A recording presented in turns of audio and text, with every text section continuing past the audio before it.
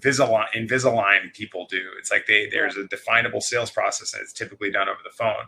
Now we're a liquor to lips business, and especially with national accounts, like I'm guessing that you present a lot of cocktail options for them so that they can taste, yeah. so they can Yes. see what the context is.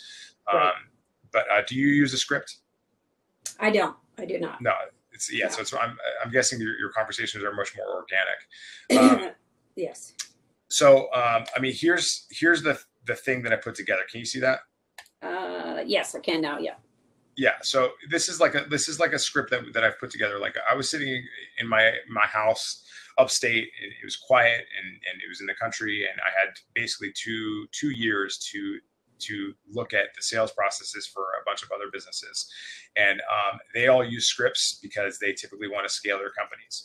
Now, how do we apply that methodology, that thought process to the liquor business, especially for entrepreneurial brand owners, or their staff, or their brand ambassadors, their market managers, et cetera? And how do you create a repeatable sales process for that? This wouldn't necessarily apply for what you do in national sales, but if you have the traditional marketing strategy of like, I have my brand, you're welcome, and now it's time to go hit the pavement and knock on doors all the time, then this is kind of something that we found has worked in the past to help us understand what is meaningful to our clients, and then how to codify that in a way that's respectful, empathetic, and meets their needs as a trusted supplier partner.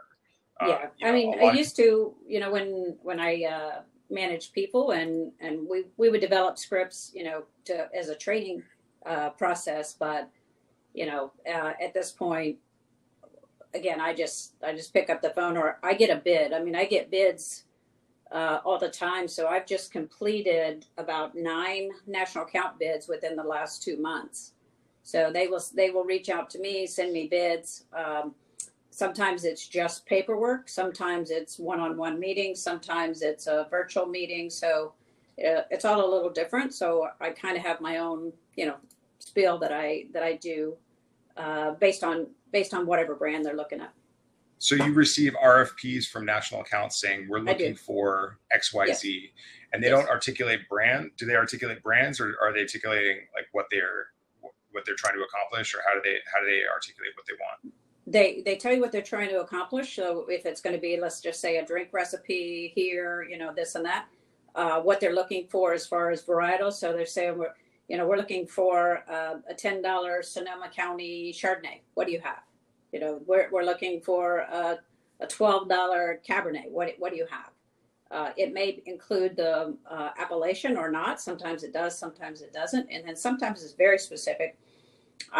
And when I represent a bunch of different brands, some of my partners will come back and say, well, yeah, but I don't want to compete with your other companies. I said, well, do you have a $10 Chardonnay? And they go, no. I said, then you're not competing with my other companies. Right. Yeah. So it's all dictated by what the client wants, and then what I have in the portfolio, what I can present. So are they open to suggestion? Is it a fluid situation when you're in the room with these people? Rarely in the room anymore. I mean, not since really 2019. Sometimes. Well, I mean, like virtually or whatever. Like, yeah. If you'll say, but probably, I don't know, 7 times out of 10, it's filling out paperwork, sending it in.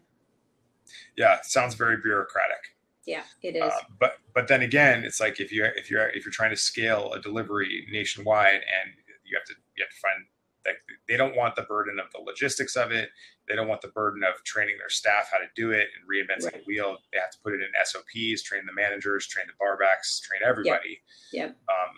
On what it is, and so and mostly, for me, it's mostly the logistics piece. So I manage all of that. So I will contact my suppliers.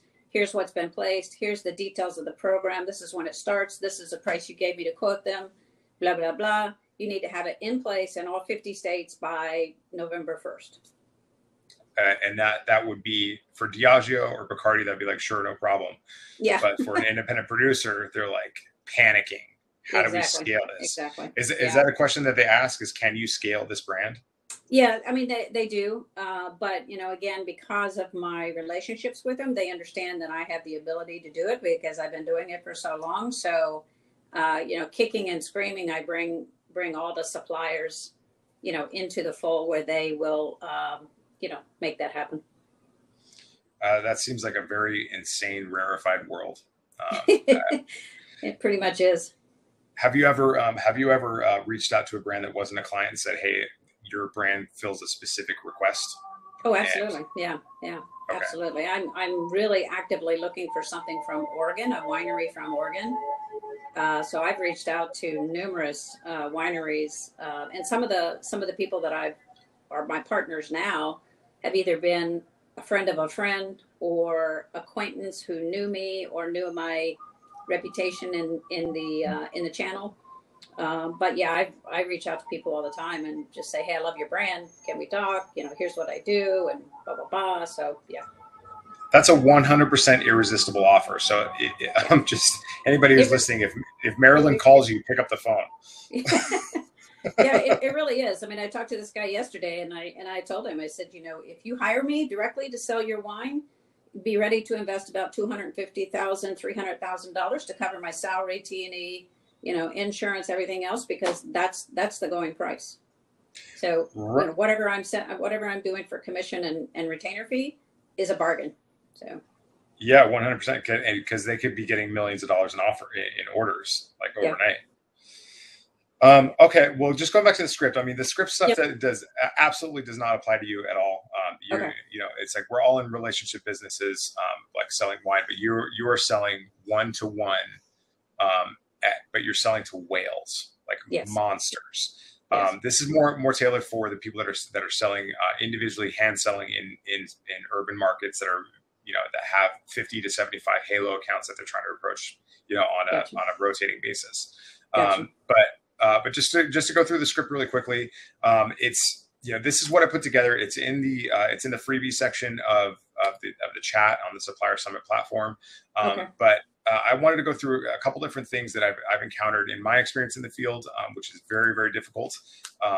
Field sales reps I think have one of the hardest jobs because who needs another tequila? Who needs another vodka? You have to demonstrate a meaningful you know a meaningful value in a world of other products. It's right, incredibly cluttered, especially if you're a vodka brand, especially if you're a well vodka brand, or mid tier, whatever. But there's like you walk into a bar and they already have hundreds of bottles on the back bar. So the intention of this script that I put together was kind of more about to codify a process that can be repeated if it's successful. Now, what that means is that if you are not successful with this script, then something is not coming through. But ultimately, in my experience, in my opinion, the people buy from people, and the mm-hmm. products come second. Some Yeah, people disagree with me. Some people lead with products. I say lead with people. That's why I encourage all my clients to be active on Twitter, TikTok, social media every day. Because that is the kind of stuff that people will verify when they're deciding whether or not to do business with you, and it's easier to discover a person as a human than it is for a cave person to discover a new bottle of whiskey. yeah, So the first thing to get into is like let's talk about the objective here. A lot of times the objective, like people walk in, they say that my objective here is to make a sale or make a deal or get a new point of distribution.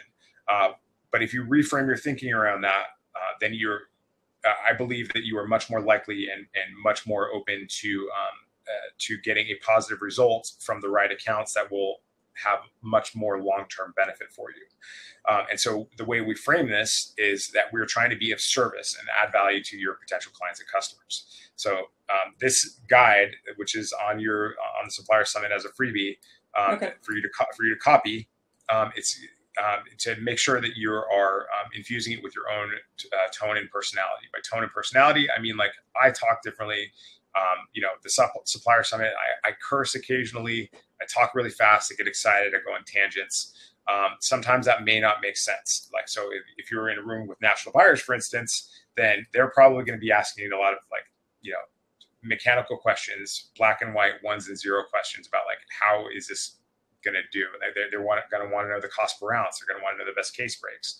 That may not always be the case with your smaller accounts who are looking for, a curated menu for their clients. So understanding what their objectives is probably the single most important piece of research that you can possibly do. And the best way to do that is just by asking them questions. People think telling is selling, but it's not. Selling is asking questions and learning more about how to be of service, in my opinion. Yeah, for sure. So I put a little bit about a little piece on state management here. If you are grumpy, if you're upset, people can feel that. 80% of communication is nonverbal. And so if they can see that you're stressed out, that you've had a bad day, that will impact their impression of you and de facto their impression of your brand. So there's a few simple exercises that you can do to just kind of change your state of mind. As humans, as a species, we're well adapted to changing our mind and getting in and out of these emotional states. But if you're in a positive emotional state where you're focused and you're excited about what you're about to do, what you're about to accomplish, the connection that you're about to make, then you are much more likely to make a deal. A couple of very basic things that you can do is you can do the Superman pose. Like you literally just raise your hand above your head. That has been clinically proven to improve your confidence and overall feeling of well-being. Jumping jacks are good, or any sort of physical exercise. Maybe take a walk around the block. Don't just hop out of the cab and run into the account. Get something to get the blood flowing, because blood flowing means blood is flowing to your oxygen to your brain, which means that you're making better decisions and thinking deeper about things. And of course, breathing is the most valuable. We breathe 25,000 times a day. But if you take a couple minutes to just actually take a deep breath, you'll again infuse your body with more oxygen, and that will bring more oxygen to your brain, and you will make better decisions, and you will communicate a lot more effectively. Awesome. Jason, I really need to run. I'm expecting a phone call any minute. Sure. Yeah. No. I appreciate the opportunity to chat with you briefly. Thank you. All right. Thank you. Well, I'll see you on some of the seminars. Again, I was just trying to learn some different stuff about spirits that I haven't sold spirits for a while. And then Kirk's product actually kind of intrigued me because he does use this spirit in some of his LinkedIn, and I see Santo Tequila all the time. So I know he's familiar with the brand. So do you actually know him, or was that just a connection? Just the connection through the summit, yeah. Gotcha. Okay. But yeah, I'll make a connection if you like. No, I mean, that's fine. I'll send him a note. Sounds good. All right. Thanks, awesome. Marilyn. Thank you so much. All right. Bye-bye. All right. So getting back to the script. So what we're doing is we're trying to visualize a successful partnership. And again, we're releasing ourselves from any burden of having to make a sale or having to do anything that you're not excited about. So don't think about sales and selling.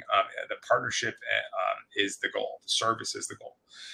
So here's a basic checklist of things that you should bring. Again, I would add to that, just to in case you missed it, there's no such thing as a perfect script because there's no unified scenario. It's not like you're on a phone call where you basically have their undivided attention. Like their attention is going to be divided, especially if you're cold calling.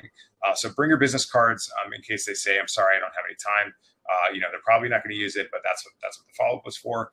Internalizing a script and understanding of your business and your product and how you communicate that is very, very important. You don't want to be creative when you're talking about the facts of your brand. So do some account knowledge and make sure you bone up your account knowledge and do some research. Is your cactus liqueur going to make sense at a Japanese sushi restaurant? I'll let you decide what that is, but just make sure you know what you're walking into. It's much better. It's a much more effective use of time to not to skip that account or get a quick no than it is to spend your time pitching an account that it will never ever pick up your product. Sample cups. You don't want to burden them with having to do dishes. So if you can get those little sample cups, preferably the ones that don't smell like plastic, then that's a quick, easy way. Because again, they may cut your meeting short. You may have 15 minutes booked. You may have an hour booked, but they may be like, "I have a fire to put out right now," and you say, "Okay, cool. Well, let's do this in 3 minutes." Then you pour them a quick sample liquor to lips and tell them the facts. So a personal checklist. This is different for everybody. I'm not a particularly smart dresser, but I will make sure that my beard isn't out of control, and that I smell good, and that I'm confident, on time, flexible, and positive. So the ideal scenario, walking into a tasting session, is where you are. The client is organized. They're uncluttered in their mind, in their presence, and you have their undivided attention because they're interested and excited in working with you. They don't necessarily, but what the reality is they don't really know what you're bringing to the table, and they may not necessarily know or care about another tequila or vodka on the market, and so they may not even remember that you had an appointment. So the purpose of this script is to help us kind of navigate those situations on the fly, so that you have something specific and actionable that you can tell them in the amount of time that you have. Now, what I didn't put in here is the elevator pitch. So I'll go ahead and put that in here right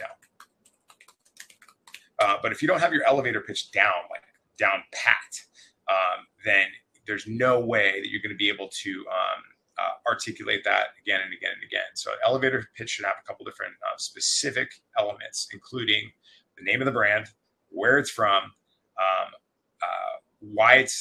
what it is, and why it's important to the buyer, and how it's different. So that should take about 10, 15 seconds to say. It is okay 100% to repeat your elevator pitch. Maybe not word for word, but to repeat the brand values are very, very important, because people don't remember things that you tell them once, or even twice, or even 4 times. I mean, Rev was talking about yesterday about the Taco Bell method, where they actually send out flyers and do out of home. They do TV marketing, and it's because it takes 7 messages for people to remember anything. Also, another important part about this is that people are not going to remember the middle of what you say, most likely, but they will likely remember the beginning and the end, especially if you say something that is important and relevant and aligns with their brand values and their brand story. So let's talk about a cold phone call. This is I think that we have some sort of allergy to getting on the phone and calling people.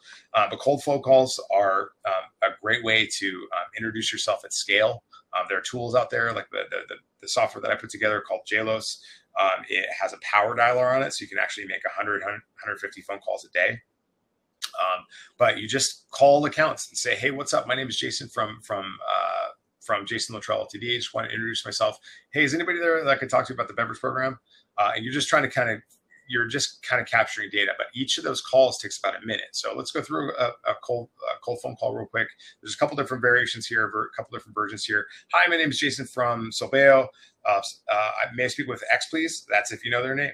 If you don't know their name, is "Hi, my name is Jason from Kettle One. Would it be too much to ask to speak with somebody on the bar team, please?"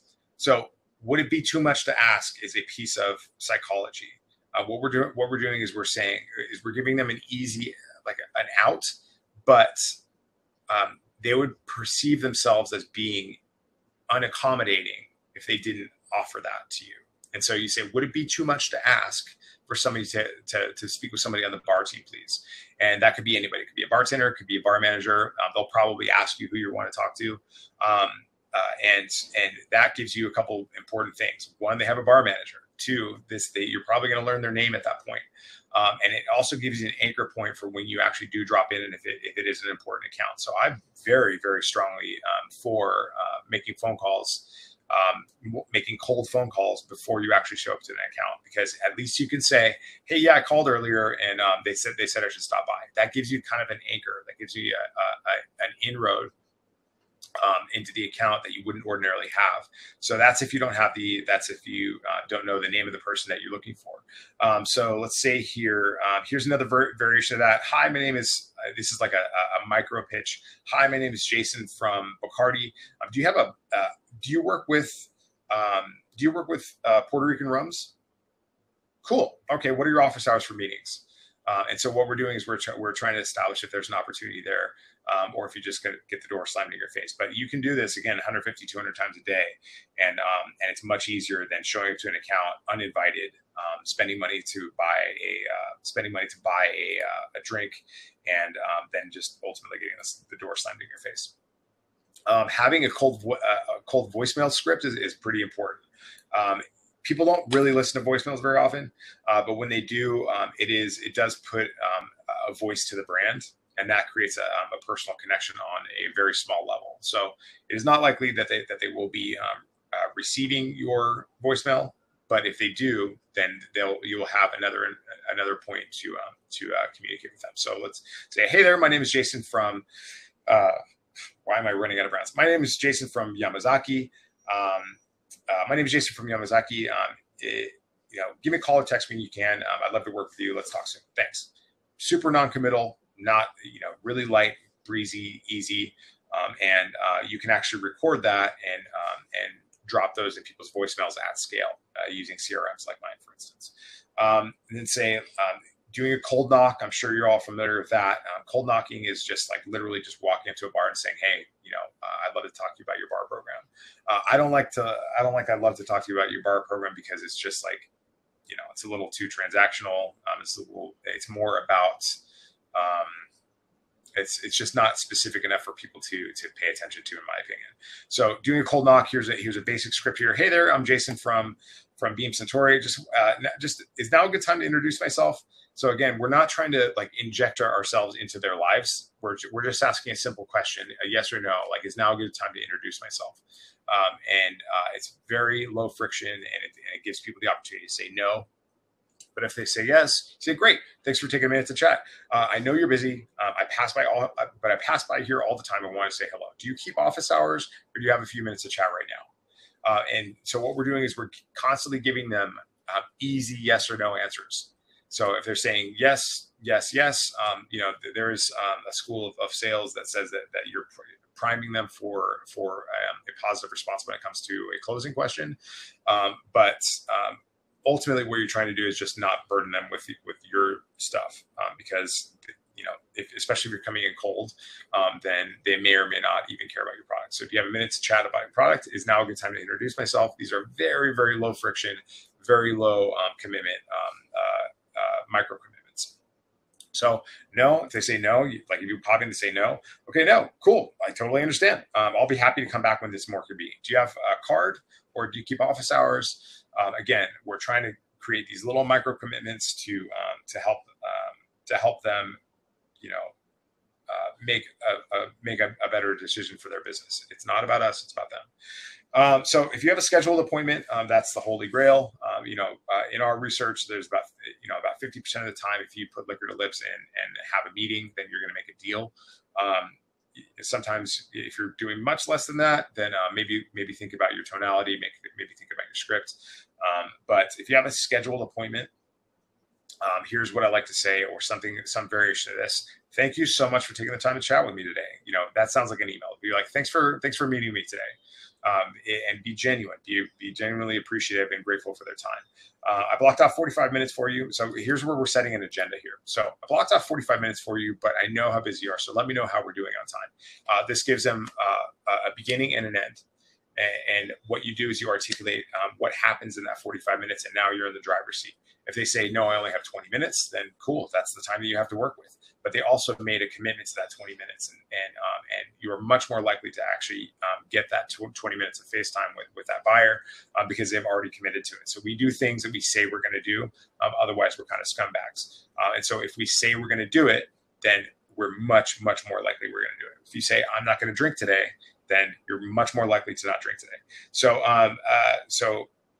if you're doing this, if it's more convenient, use their glassware and grab the glassware before you sit down, or even you can do it standing at the bar. But using their glassware is important if you can. If it doesn't create too much of a burden on them, and if you have multiple brands, line up all the glassware, line up all the brands at the same time, so they can kind of visually see what they're getting into.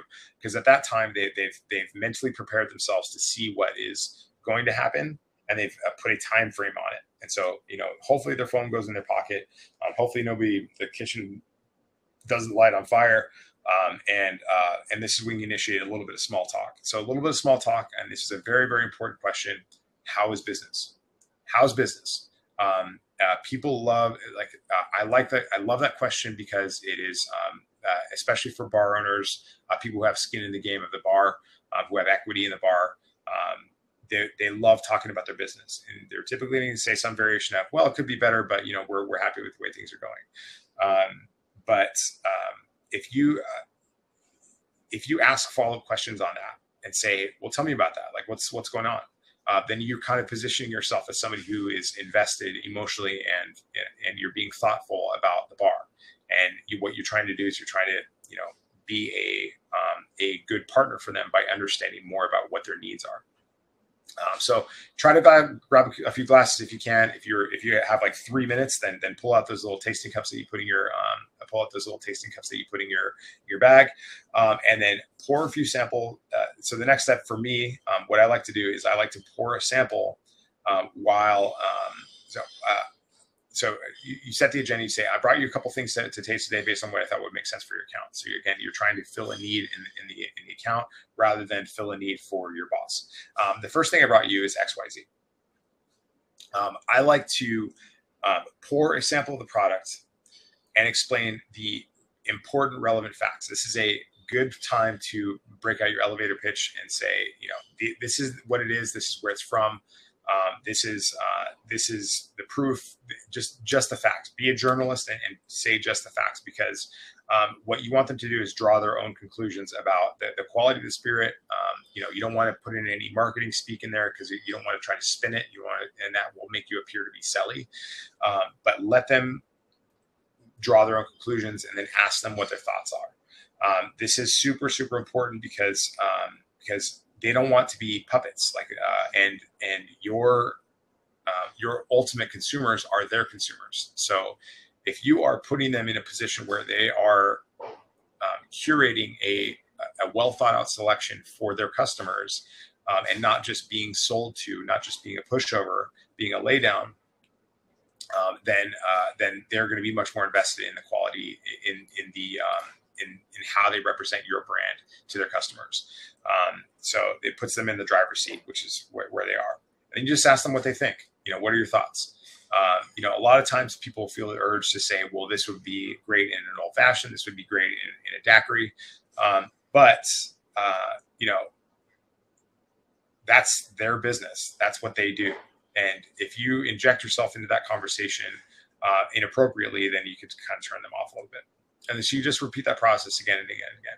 Now, a lot of times, moving into closing, what a lot of times people don't do is they don't ask closing questions. They don't ask questions that would induce a response from the buyer. So you say, does this seem like a good fit for this account, for this business?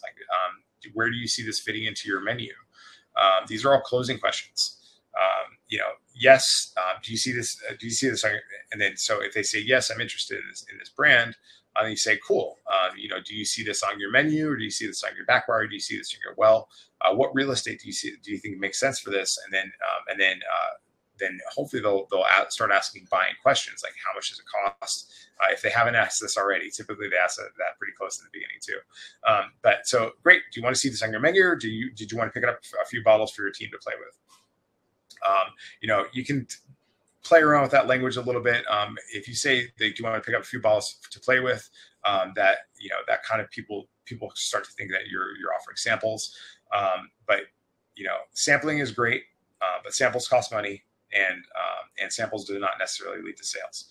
That's how a lot of back bars are built in new accounts, is people leave a bottle for a sample, and then it just lives on the back bar. It doesn't do anything. So run them through the pricing real quick. Run them through any necessary distributor onboarding. If you have an obscure distributor, for instance, then walk them through how that works. And then if you end up making a deal, set reminders on when you're going to follow up, and put them in your calendar so you're for sure going to be there, because the after sale consistency in nurturing, as Chris Maffeo would tell you, would separate is the difference between selling a bottle versus selling a case down the road. So once you have strong interest, once you have a hot lead, a hot buyer, then follow up is absolutely essential. Okay, so if they say no, I'm not interested, then this is when you start to kind of think about the cross sell, the down sell. I've noticed that there's an opportunity in your menu I wanted to run by you. So this is when you have to make sure that you understand the menu at least on a cursory level, and say, if you have a whiskey brand and they have an old fashioned on the menu, you'd be like, hey, listen, I noticed this thing here, and I want to see if you were interested in this opportunity. That's when you can run case breaks and the cost per ounce and the profitability of each of the profitability of putting your brand in their menu. A lot of times, if they don't appeal to the story and the idea of a brand, they may appeal to the economics of a brand. And so when you can say like, hey, listen, I notice you have, I notice you have Yamazaki 12 in your old fashioned here. But, and that pour cost is going to be around $3, $4, maybe $5 for you. Our brand is actually similar in style. We have that light heathery Scotch taste thing. And we can cut that price in half. Does that sound interesting to you? And just a note about tonalities, like, does that sound interesting to you? What we're doing is we're raising our voice a little bit, and we're kind of starting to ask a question and put a little bit of intensity and inflection on that word. So if it's still no, okay, cool. I see this may not be a good fit right now, but I'll follow up down the road and see if there's any opportunities. In the meantime, would you be sure to give me a call if I can support your account? And thank you for your time. Here's a card. What's happening there is they didn't say no forever. They said no right now. And so if you're a badass, then a no right now, and it's an account that really would be a good fit for your brand, then you're going to follow up, a couple weeks down the road, a couple months down the road, a year down the road, because a no does not mean no forever. All right, so this script or the basics of this script are in the freebie section of the Supplier Summit platform. That's all I got for you today. I'd love for you to see how you change this, make this your brand, make this work for you. But again, a definable sales process is something that can be scaled and repeated. And so for me, a big part of that is developing a script that makes sense for that particular brand. All right. Thank you so much, y'all. I don't see any questions in the chat, but thank you so much for showing up. I appreciate it, y'all. And please let me know how we can improve the Supplier Summit, and check out Who's My Rep if you're a rep. And thank you so much. And I will see you at the next talk starting in 19 minutes. See you soon.